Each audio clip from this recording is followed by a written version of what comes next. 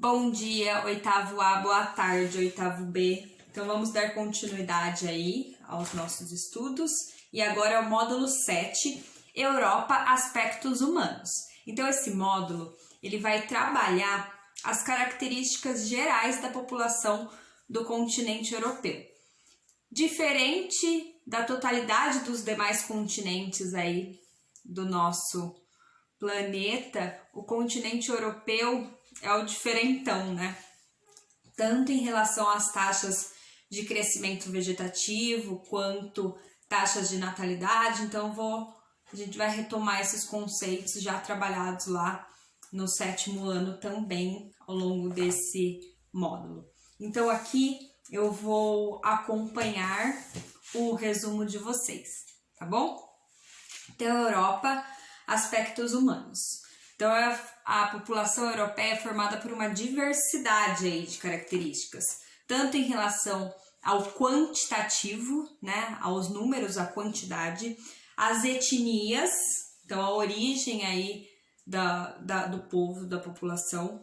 A questão cultural também é bem diversificada, o que também é influenciado por características físicas e formação histórica, e o padrão socioeconômico. Então, o padrão socioeconômico está ligado à questão social a partir da economia. Então, por mais que sempre colocamos o continente europeu como um continente desenvolvido, com ótimas condições, sabemos que dentro de um sistema capitalista, né, de um sistema econômico, não acontece assim. Então, por mais que os países possuem aí uma condição econômica dentro do desenvolvimento, ainda existem as diferenças socioeconômicas. Então, o primeiro item que eu coloco para vocês são países populosos e países povoados. Qual é a diferença do que é o populoso e do que é o povoado?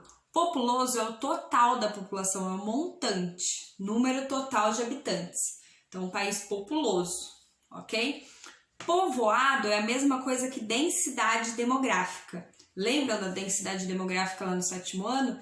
Então, é o total de habitantes dividido pelo tamanho do território. Consequentemente, chegamos ao número. Então, a média de habitantes por quilômetro quadrado. Então, o que vai diferenciar aqui? A população total e o território, o que pode variar aí uma maior ou uma menor densidade demográfica. Então, o país ele pode ser mais povoado ou menos povoado, o que vai definir o montante da população e o tamanho do território, tá bom?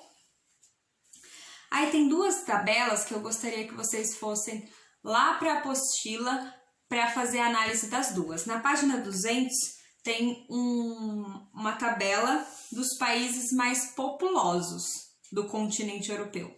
Então, dos países que têm maior contingente populacional, maior quantidade de pessoas. E na página 201 tem um mapa da densidade demográfica. Então, e essa densidade demográfica desse mapa, ele não está pontuando de acordo com os países como um todo, e sim por regiões. Então, podemos perceber que a maior densidade demográfica está onde? Próximo, principalmente, às capitais, né? E as grandes cidades, as cidades mais desenvolvidas industrialmente. Ou seja, em um único continente, com características próximas de forma econômica e até do território dos países como um todo, há uma grande diversidade, tanto da população como um todo, como da concentração da população. Crescimento vegetativo. Esse é um dado também que a gente retoma. Então, o crescimento vegetativo é qual é a porcentagem de crescimento positivo, né, dessa população, tá bom? E aí é a média do quê? Da taxa de mortalidade e da taxa de natalidade dentro de um país, no caso aqui do continente como um todo. Então, o crescimento vegetativo no continente europeu, atualmente, em muitos países, inclusive, é um crescimento vegetativo negativo. O que isso significa? Que a população não está crescendo. E isso vai gerar um problema, que daqui a pouco vamos falar, a longo prazo, né? Porque se a taxa de natalidade então o número de pessoas que nascem, ela está cada vez menor e com uma condição social melhor, e as pessoas passam a viver mais, ou seja, a expectativa de vida está aumentando, então a gente tem dois extremos. A população vivendo mais, né? Vivendo mais por conta da qualidade de vida que melhorou. A taxa de natalidade diminuindo, em alguns países sendo negativa, né? As pessoas não têm filhos. Então isso gera um problema no futuro, principalmente um problema econômico. Por quê? Quem vai ser o PEA? A população economicamente ativa, né? A força de trabalho aí que a gente considera os adultos. Não vai ter, tanto que tem países que eles incentivam aí, com políticas públicas, a população a ter filhos, porque isso vai gerar um reflexo direto aí na economia a longo prazo. Aí eu coloquei em relação ao crescimento vegetativo para vocês no resumo, eu coloquei pós-revolução industrial. Então, após a Revolução Industrial, o crescimento vegetativo ele mudou, né? Ele começou a aumentar bem depois da Revolução Industrial, ok? E por que começou a melhorar o crescimento vegetativo? Porque a melhora da qualidade de vida, né? Então, da forma com que as pessoas trabalhavam, a alimentação, enfim, melhora da qualidade de vida. O maior desenvolvimento da ciência. Então, provavelmente, nós já vimos nos anos anteriores, e vocês também provavelmente já viram nas aulas de história, que a ciência teve um desenvolvimento muito importante aí na questão da expectativa de vida da população. Então, se lá no passado as pessoas morriam... Então, se lá no passado as pessoas vinham a óbito por doenças que atualmente são consideradas simples, né? A ciência ela desenvolveu o quê? Vacinas, as informações de prevenção e tudo mais. Então, as pessoas passaram a viver mais. O saneamento básico, que está diretamente ligada à questão de saúde, né? Então, menor índice de saneamento básico, maior a probabilidade e os índices de doenças, né? Que vai gerar um reflexo aí na saúde. E a informação mesmo. Ok? A queda da mortalidade por tudo isso e tudo mais. Então, tem uma regrinha que a gente não pode esquecer. Qual é essa regra?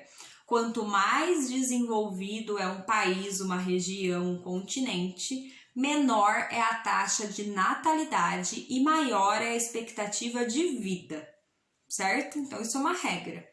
Quanto mais o país vai se desenvolvendo, menor passa a ser a taxa de natalidade dele. As pessoas têm menos filhos, né? Menor quantidade de filhos.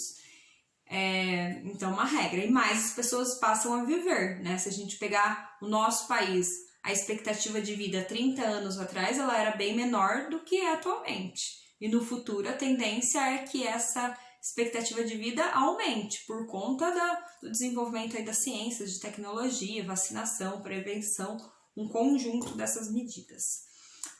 O próximo. Alguns países europeus vêm apresentando crescimento vegetativo negativo, que foi o que eu já falei. Então, os países europeus, eles apresentam taxa de crescimento vegetativo negativo, que é um problema, né? Então, eu coloquei aí um problema econômico. Por que econômico? Maior gasto aí com a previdência social, então com a população mais velha que está vivendo cada vez mais. Investimento em saúde por conta dessa população envelhecendo e, no futuro, menor porcentagem da população do PEA, população economicamente ativa, quem vai trabalhar, quem é considerada força de trabalho. Então, a população adulta aí considerada, né, de 20 a 60 anos. Migrações internacionais. Então, pós Segunda Guerra Mundial, as imigrações, ou seja, a entrada de pessoas de outras origens no território europeu, ela foi muito intensa mesmo, principalmente por conta das condições sociais, ou seja, as pessoas procuravam, né, os migrantes procuravam melhores condições de vida. E aí eu coloquei um dado aí para vocês, no início do século XXI, o maior fluxo aí de imigrantes no continente europeu eram provenientes da África e do Oriente Médio, então do continente africano como um todo e da região ali asiática do Oriente Médio, principalmente por questões políticas, né? Econômicas também, mas também políticas, conflitos e tudo mais. E aí eu coloquei o padrão de vida. Padrão de vida, eu coloquei 3 dados.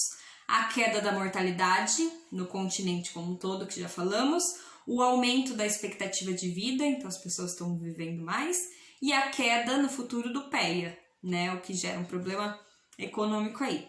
E aí o que é definido para medir esse padrão de vida, a média do padrão de vida? É definido 3 indicadores sociais. Quais são esses 3 indicadores sociais? A renda per capita. Então, a renda per capita é o PIB, o Produto Interno Bruto, toda a riqueza do país, dividido pelo total de habitantes. E aí, consequentemente, chega a uma média, né? Sabemos que esse cálculo, ele é muito amplo e ele não é a realidade de 100%, ok? Mas é o que utilizamos. Os países menos desenvolvidos, se a gente considerar o continente europeu como um todo e considerar os países que são menos desenvolvidos nesse conjunto, né, do continente, a gente vai perceber que são os países da parte oriental ou do extremo leste europeu, que foram países socialistas, né, lá no passado. Então, a parte oriental que foram os países socialistas até a Guerra Fria. E pós-Guerra Fria, eles começaram a se desenvolver. No entanto, o desenvolvimento não atingiu o mesmo grau dos países da Europa Ocidental, que já tinham implantado aí o sistema capitalista, o desenvolvimento da indústria, uma economia mais aquecida.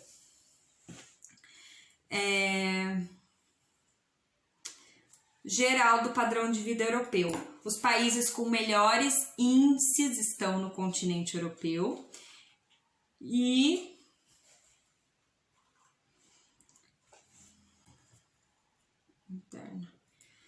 países com uma média, né, de taxas aí de desigualdade social, uma das menores também, se considerar a comparação com todos os demais continentes. Urbanização.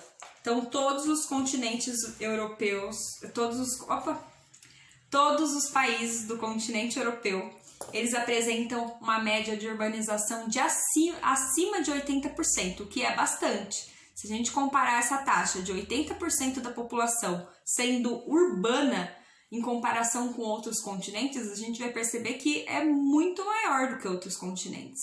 Existem continentes aí onde a população ainda é cerca de 40% urbana, o que é pouco.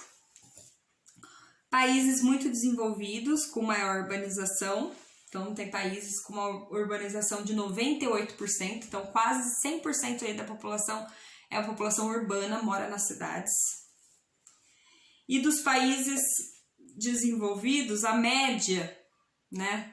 A média de todos os países desenvolvidos do mundo é de 60% da população urbana. Então, a gente percebe que os países europeus têm uma média muito maior, aí, uma urbanização muito maior se comparado com todos os outros. Sendo que tem que ser considerado que foi o primeiro continente, né? O primeiro grupo de países aí, que são do continente europeu, a se industrializar. Então, lembrando um pouquinho da questão da urbanização lá do 7º ano, o que nós temos que lembrar? Que a industrialização, ela impulsiona a urbanização. Então, a partir do êxodo rural, a saída da população no campo, em direção à cidade, em busca de melhores condições de vida, de procura de emprego nas indústrias. Então, os países europeus, eles tiveram o início aí da industrialização. Por isso, desse resultado tão alto da urbanização atual. Então, a maioria dos países acima de 80% da população urbana. Certo? Então, são essas as características aí, os aspectos humanos do continente europeu, relembrando alguns conceitos básicos que eu coloquei no resumo de vocês relacionado aos indicadores sociais, a questão quantitativa e qualitativa, quando nós estudamos as características aí gerais da população. Então é isso. Tchauzinho, até a próxima. Façam as atividades do módulo. Se tiver dúvida, me escrevam no Clasep. E é isso. Tchau!